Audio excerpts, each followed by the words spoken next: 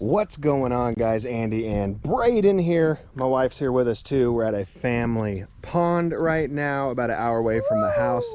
And what I'm going to do is I'm going to try to set up the Garmin livescope as far as for bank fishing and docks go, and see how this thing kind of runs and operates as far as hooking it up to the dock. So let's do that real quick.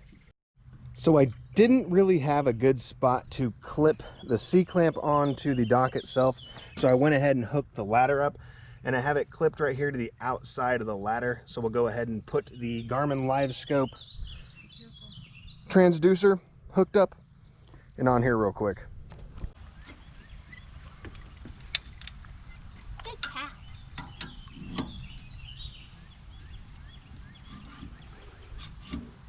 Got him. Braden's already got one. Got him. Got him. Oh my gosh. Sorry. Hold on, reel it up a little bit more, Braden. You better get that fish, Braden. It's okay. Oh, you'll get it back. It's okay. He's gonna get another one. Pretty good sized fish, Braden. Tighten this thing down, and slowly I'm realizing how much of a pain this is to kind of do from the shore and boat docks, which is another reason why I'm kind of making this video, because we do plan on getting this Garmin on either my boat or the other boat we plan on getting for G4 Outdoors. But I really wanted to see how this worked as far as having it on docks and shores and stuff like that from the land. Not everybody owns a boat. So I'm going to get this system set up on here and finished. And like I said, I don't think it's anything we plan on keeping set up as far as portability goes. Most likely that'll be changed.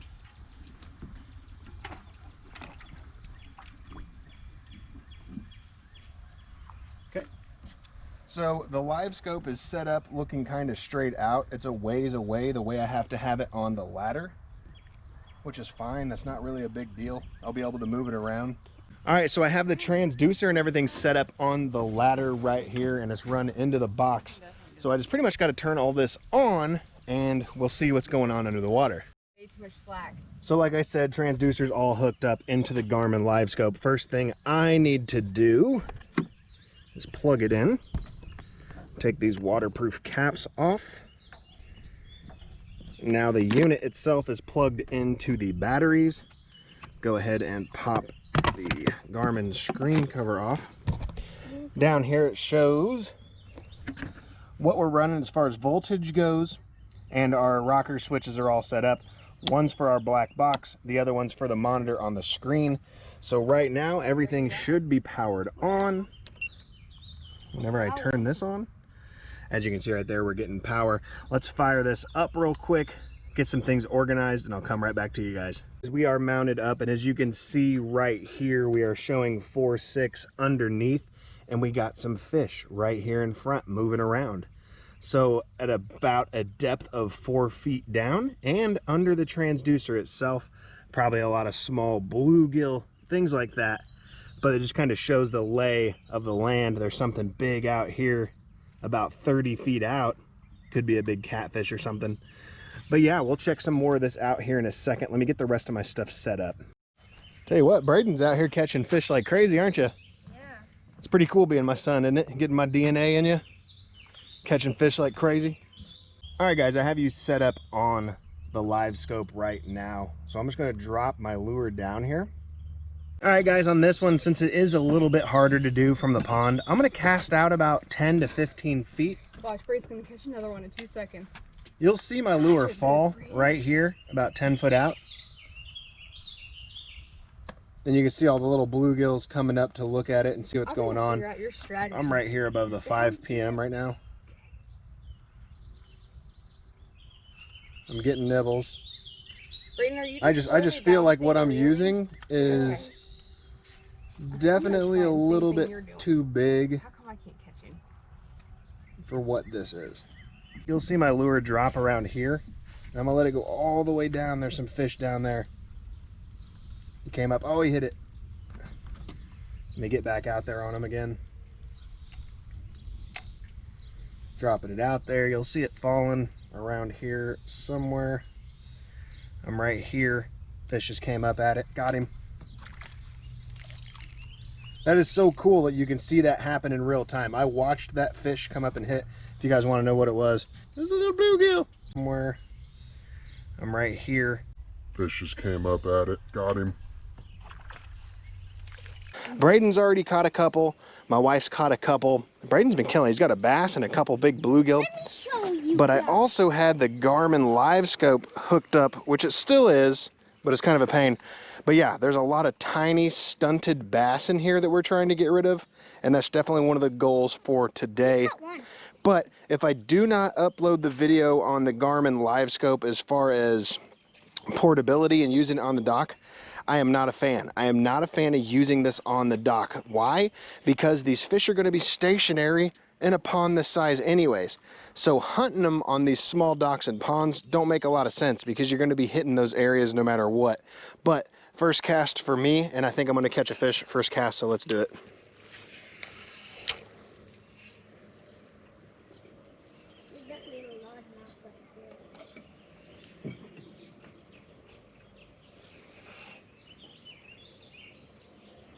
What if that biffle bug wasn't a good idea? Crazy. Oh. Here, there's a ton over here. I just can't catch it. See?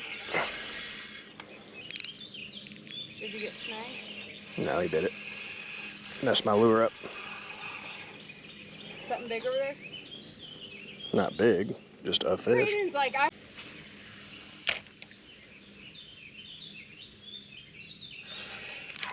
Oh, Got him that time. That's a big one, Brady.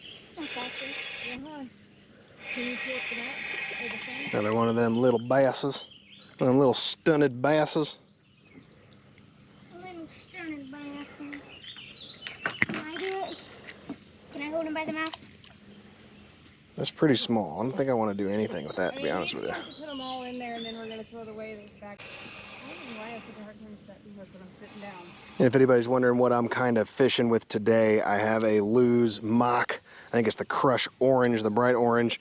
And I'm using a Duckett Jacob Wheeler. And I think I have 10-pound test braid. And then I'm just using a little shaky head action. And I think this is a biffle bug, like one of the smaller biffle bugs, and just chartreused up the tail a little bit. And it's been destroyed. It's gotten hammered pretty much every cast. I don't know if you guys can see, I'm heading back this way because one just completely took my soft plastic off. Definitely one of the best things about farm ponds like these is the bluegill can become ginormous. But the bad thing is, if you also have a bass population in here, if you don't wean them out, those bass will become competitive with each other and you will have some issues as far as competing goes. So those bass will stay small. She's got another bluegill. Another bluegill? They're killing it.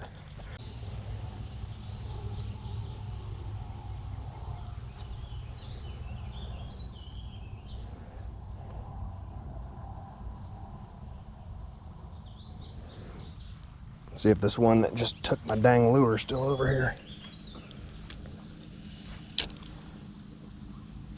Oh, he's still there. Something's still there.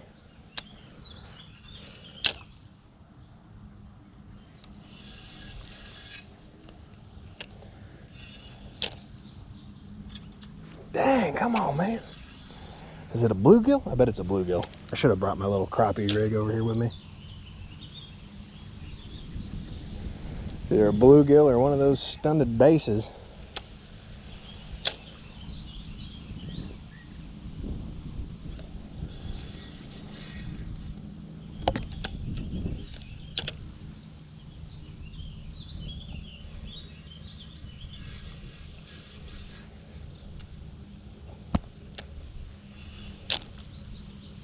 God dang, come on, man. Either a bunch of big bluegill over here or something. Let him take it that time. Oh God, it's a bass. It's a bass. It's a bass. Now this one, honestly, not too bad. Kind of the norm. I don't know, he's still kind of stunted. See if we can pick his friend out from in here too. Possibility of there being a couple around this little submerged tree.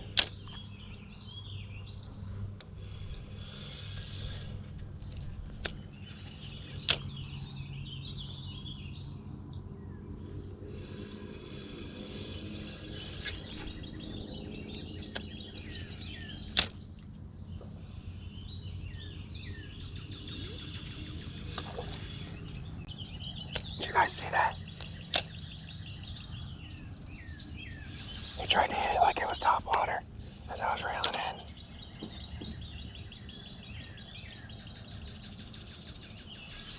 Where'd he go?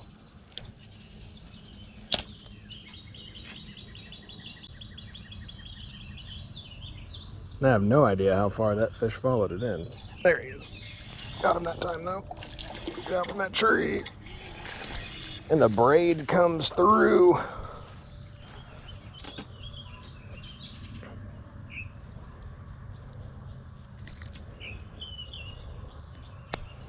Definitely just that normal size of dink basses we catch out of here. Right back in by this little submerged tree. Nothing on it that time.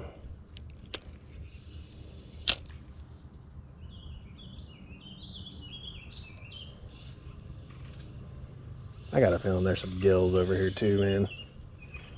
I really do think there's some gills.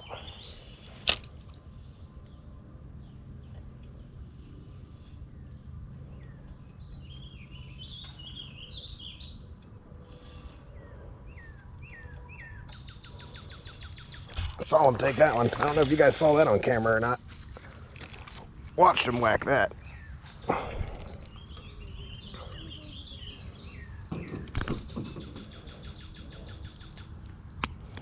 I wonder if they're in the shallows.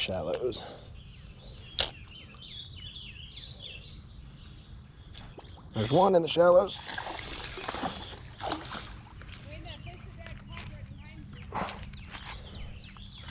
Look at that thing. It's a giant, dude. What a good bluegill. You want to go put all those in the little thing? Yeah, but I don't touch no fishes. Okay, here. Can you? Can I what? Can you put all of them in? And the other thing that's crazy about how overstocked this place is, I'm only fishing like 1/3 of the lake, and it's non-stop bite after bite of those same size bass, which is why you really got to get those out of the pond.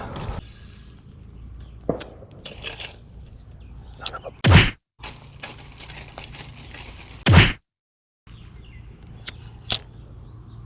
One more cast, and I got to put that live scope up. Dang, that was him. So many dang trees above me, I can't even set the hook. Yeah, and I don't think that rain will be around very long. But the GoPro is not waterproof. If the weather's super crappy or you might be stuck inside, search G4 Outdoors YouTube online. But as I look up and I am